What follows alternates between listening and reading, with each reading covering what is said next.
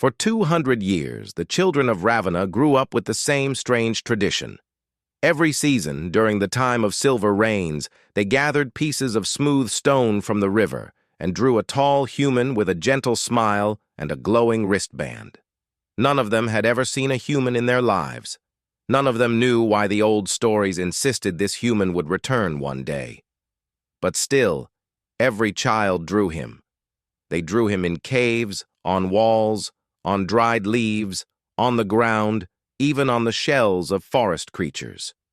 They drew him every year without fail, as if their hands already knew his face. The adults always said the legend was only a tale from their ancestors, made to comfort scared children in the dark times long ago, but the children believed with pure hearts that the guardian would come if they ever needed him again. Luma Ridge was the last quiet village on the burning planet. The raider factions had destroyed everything else. Smoke rose from far mountains like black fingers reaching toward the sky. The villagers stood on their raised platforms, built around giant trees, watching flames creep through the valley. Every day, raiders came closer. Every day, more fear grew. But even in that fear, children kept drawing the same human. They carved his shape on the wooden floors. They drew his face in the dust. They placed small drawings near the sleeping area, hoping he would see them somehow. Among all those children, a small one named Nira believed more than anyone. She was only 8 cycles old, but she felt something strange whenever she looked at the old drawings in the elder's hut. She felt as if the human was not just a story. He was someone waiting somewhere, someone who had promised to protect them. That evening, Nira stood on the edge of the village with a piece of white stone in her hand. Her little tail twitched as she drew the familiar human on the tree trunk beside her home. The same tall figure, the same gentle eyes, the same glowing wristband. When she finished, she whispered softly, "Please come. We need you now." Behind her, the sky glowed red with distant fires. Villagers rushed to pack what they could carry. Elders argued about the safest direction to flee. Some said east toward the cliffs. Some said west toward the water caves. But everyone knew the truth. They had nowhere safe left. The raiders were almost here. Meanwhile, far out in deep space, a dark and forgotten vessel drifted silently. Inside it, a cryopod that had been sealed for 2 centuries suddenly flickered with weak light. The ancient system tried to wake itself. Old human technology hummed like something breathing after a long sleep. A tiny red light blinked urgently on the console. "Emergency signal from Ravenna. Threat level critical." The pod hissed open, releasing cold mist. Inside lay Captain Elias Ward, a soldier from an old human expedition that had vanished long ago. He gasped as air rushed into his lungs, his body shaking from the sudden return to life. His mind swirled with confusion. He remembered the mission. He remembered his team. He remembered they came to Ravenna to help stabilize the planet's environment. He remembered a promise made to the friendly alien villagers who had helped them. But the final memory before he slept was pain. Fire, and his team shouting. Something had gone horribly wrong, and he had been placed into cryo to survive. Now, 2 centuries later, he woke alone. The ship's old AI spoke in a broken voice. "Captain Ward, Ravenna, danger, beacon active." Elias grabbed the edge of the pod and forced himself to stand. His joints cracked from disuse. He wiped frost from his face and looked at the blinking alert. A promise spoken by his commander long ago echoed in his mind. "If anything ever threatens them, Ward, we protect them, even if it takes a lifetime." Elias stepped into his gear room. The armor was old but still functional. He strapped on the wristband, the same device the alien children had drawn for generations, though he didn't know that yet. He loaded his tools and emergency weapons. He didn't know how much of the planet remained. But he knew one thing. He couldn't ignore the call. He set a course for Ravenna. Hours later, Luma Ridge shook with the sound of explosions. Raiders marched through the ashes of the forest, pushing closer to the village. The sky was dark. The wind carried burning leaves. Villagers tried to escape through the northern path, but raiders blocked it by setting huge fires. Nira clung to her mother as everyone ran. Her small voice trembled. "He will come. He must—" Her mother didn't answer. Fear covered every adult's face. At the center of the village, Elder Vian shouted orders. "Everyone stay together. Stay low. Do not breathe the thick smoke." His voice cracked between coughs. A wall of fire spread across the valley. The trees crackled like bones breaking. The raiders shouted and laughed as they approached, believing the village had nowhere to run. In the chaos, Nira escaped from her mother's grip and ran to the open cliff edge. She looked up at the burning sky. Tears blurred her vision, but she whispered again, "Please, Guardian, please come now." The fires roared louder. A glowing ember landed near her foot. And then, the sky ripped open with a streak of white light. Every head turned. Even the raiders stopped. A sharp beam shot down from the clouds, one that didn't belong to flames. It was too bright, too clean. A sound followed, deep, powerful, like thunder mixed with a heartbeat. A human dropship descended through the smoke, its lights cutting through the firestorm. The villagers gasped. Some covered their faces. Some fell to their knees. Children's eyes widened, recognizing something adults couldn't understand yet. The ship hovered over the clearing and slowly lowered itself, extinguishing the flames around it with a burst of cool air from its engines. A metal ramp opened. A tall human stepped out. The children instantly recognized him. The adults froze in shock. He looked exactly like their drawings. His hair was dark. His armor shimmered with old human technology. His wristband glowed softly, the same glow the children had drawn for 2 centuries. His eyes were steady and kind, not afraid of the flames or the raiders waiting beyond the village. Nira felt her breath catch. "It's him," she whispered, voice shaking. "He came—" Elias Ward scanned the burning village, the terrified aliens, the frightened children hiding behind their parents. He didn't understand why he saw his own face drawn everywhere, on walls, on stones, even carved into wooden beams. But he understood their fear. He understood they needed help. He stepped forward and spoke clearly so everyone could hear. His voice was calm, steady, strong. "I'm here now," he said. "No one burns today." The villagers stared at him like they were seeing a miracle. Even Elder Vian couldn't find words. The raiders outside the village growled and shouted, unsure what this new arrival meant. Elias lifted his wristband, tapping a button. A circular shield of blue energy expanded around him, rippling like water. The children gasped in awe. The raiders flinched. Elias looked at the villagers. "Follow my voice. Stay behind me. I'll get you all out." For the first time that night, hope lit their eyes. Nira stepped closer to him, her tiny hand shaking. She whispered, "Are you the guardian from the drawings?" Elias knelt to her level. He didn't know the story. He didn't know the legend, but he saw the trust in her eyes. Trust without fear. "I don't know what you call me," he said softly, "but I'm here to protect you. That's a promise." Behind them, the raiders began rushing forward. Fire crackled on the ground. Smoke thickened. But Elias stood tall, activating the energy field that pushed the flames back. The villagers gathered behind him. Children clung to their families, whispering excitedly that the guardian had truly come. Elias stepped forward, facing the incoming threat, ready to keep a 200-year-old promise he didn't even know he had made. The fires roared, the raiders charged, and the human legend finally returned. The moment Elias stepped forward, the raiders rushed toward the village with wild screams. They had never seen a human before. They had never seen human technology. They did not understand the glowing field that surrounded him like a quiet storm.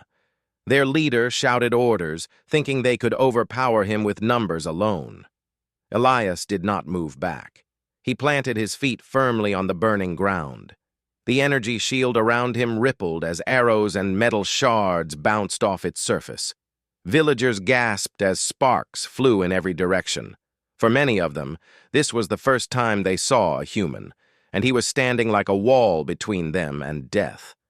Behind him, the children huddled close together, whispering excitedly. The adults still did not fully believe their eyes, but they stayed near him, because something in his presence felt safe, even in smoke and fire.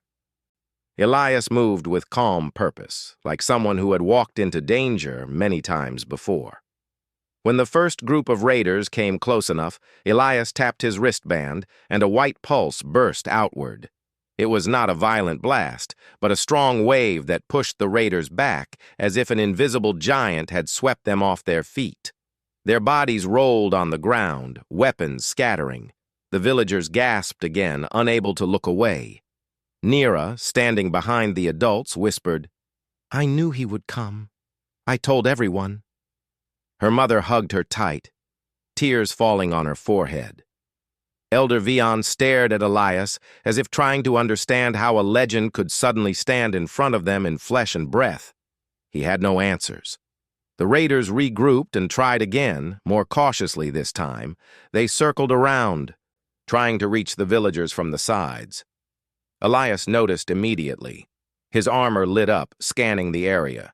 He moved with surprising speed, placing himself wherever the shield was needed. He did not shout.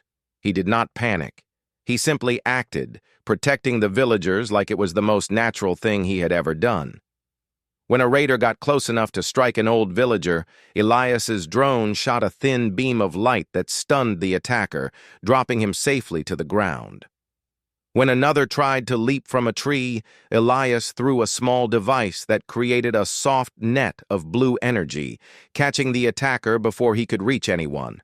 Even the raiders began to look unsure. They whispered among themselves, asking each other what this human was.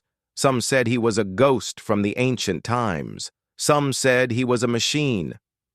Some said he was a myth older than their grandfathers, but their leader was stubborn. He pointed his burning staff toward Elias and screamed something in their harsh language. The raiders lit the nearby grass and trees, making a ring of fire around the village. Flames rose high, blocking escape paths. Smoke rose thick, making villagers cough and choke. Children cried. The flames reflected in their large, bright eyes. Elias turned and saw fear returning to them. He felt something twist painfully inside his chest. He had not known these people before today, but something told him that his team long ago had loved them, trusted them, promised to protect them. He felt that promise inside his bones. He raised one hand toward the sky. His ship responded, firing a stream of cool, compressed air downward. The blast opened a clear path through the smoke, giving the villagers room to breathe. He then turned toward the raiders and, with steady steps, walked straight through the fire ring as if the flames were only warm wind.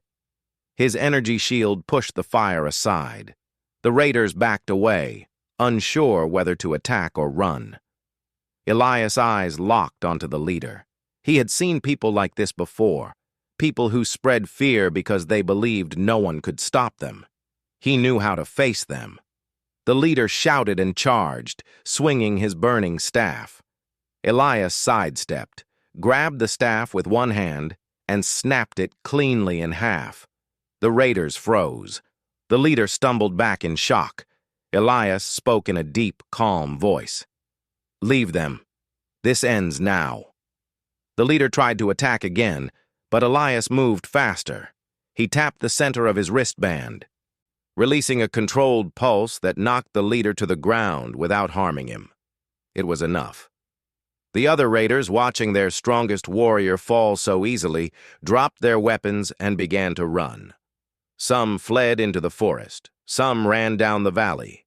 Soon the fires were the only enemy left standing. Elias quickly returned to the villagers. They surrounded him with wide, shining eyes. Even the adults looked at him with grateful disbelief. Nira ran up to him first. She grabbed his hand without fear. "You came," she whispered, "just like our drawings." Elias knelt, gently placing a hand on her shoulder. "I came because you called me. Maybe not with your voice, but something reached me." Elder Vion approached slowly. He studied Elias with a mix of awe and confusion. "Human, your kind disappeared 200 years ago. How are you here now? Why do our children draw you? How do they know your face when none of us have ever seen your people?" Elias looked around at the burning valleys, the smoke-filled sky, and the frightened yet hopeful villagers. He sighed softly. He did not have all the answers, but he had some. "My team came here long ago," he said. "We were sent to help this planet, but something went wrong. I was placed in a cryopod. I did not wake until today." His voice lowered. "I think my team, they did not survive." Silence fell over the group. Even the flames seemed quieter. Nira squeezed his hand gently. "But you survived, and you came back." Elias smiled softly at her, though sadness lingered in his eyes. "It seems I did." When the fires died down to glowing embers, Elias began leading the villagers to safer ground. He knew the raiders would return once they gathered courage. He needed to get everyone somewhere protected. He called his ship and scanned the area for environmental damage. The destruction was worse than he expected. They walked for hours until they reached a narrow canyon with high walls, where the smoke could not follow them easily. Elias used drones to examine the air quality, the ground temperature, and possible threats. Elder Vion watched with amazement. No alien on Ravenna had ever seen such technology before. While the adults discussed rebuilding, the children gathered around Elias, touching his armor, asking questions, showing him their drawings. Some drawings were old and faded, some were on fresh stone. All of them looked exactly like him. Elias held one of the drawings carefully. "Why did you draw me?" he asked a small boy. The boy pointed to an ancient stone tablet kept by the elders. It was the first drawing ever made. The stone showed a tall human standing before a village. Under it were old Ravenian words carved deeply. Nira translated for him. "It says, 'He will return when darkness rises. He will come when the fire takes our home.'" Elias brushed his fingers over the ancient carving. His throat tightened. "My team must have made a promise to your ancestors. They must have trusted your people. Enough to become legends." Nira shook her head softly. "No. You became a legend because the children never forgot you." That night, Elias stayed awake, standing guard while villagers slept in safe corners of the canyon. He listened to their soft breathing, their tired whispers. The moon reflected in his armor like a pale tear. When dawn came, raiders appeared again, this time with a larger force. Elias saw them approaching through the drone feed. They had regrouped, brought more weapons, and blocked all exits of the canyon. They intended to trap everyone. He woke the villagers quietly and guided them toward the back of the canyon. There was a narrow passage barely wide enough for two people to walk. It led to higher ground and away from danger. Many villagers had never known this path existed. As they moved, raiders closed in from both sides. They hurled firebombs into the canyon, making the walls collapse. Rocks rained down. The ground shook violently. Elias used his energy shield to hold falling stones back, shouting for everyone to keep moving. Dust filled the air. Children cried. Adults tried to stay calm, but fear grew again. A massive boulder fell from above, heading straight toward the group. Without thinking, Elias jumped forward, raising his shield. The boulder hit with a loud crack. His legs shook under the force, but the shield held. Sparks burst in every direction. "Go!" he shouted. "Don't stop!" The villagers hurried through the narrow passage while Elias stayed behind, pushing against falling debris. His armor flickered with warnings. The shield grew weaker. But he refused to move until every villager passed to safety. Finally, when the last child crossed through, Elias allowed the shield to drop. The canyon mouth collapsed completely behind him, sealing off the raiders. They shouted angrily and pounded on the rock, but they could not break through. Elias limped through the passage, exhausted but relieved. When he reached the high ground, the villagers surrounded him with cheers and tears. Children hugged him, adults bowed their heads in gratitude. Even Elder Vion placed a hand over his heart and said, "We owe our lives to you." Elias shook his head. "You don't owe me anything. My team made a promise long ago. I am only finishing it." Nira climbed onto a small rock and looked up at him with bright eyes. "Will you stay with us now? Our home is gone. We need someone strong. We need someone kind. We need you." Elias looked at her, then at all the villagers, tired, frightened, but still alive. He saw hope growing in their faces. He saw trust. He nodded slowly. "I will stay, as long as you need me." The villagers cheered. Children danced around him. The sun rose behind him, lighting his armor in soft gold. For the first time in 200 years, Luma Ridge felt a future again. And on that high ground, with the wind carrying away the smell of smoke, a new legend began. A real one. A living one. The Guardian had returned, not just from the sky, but into their lives.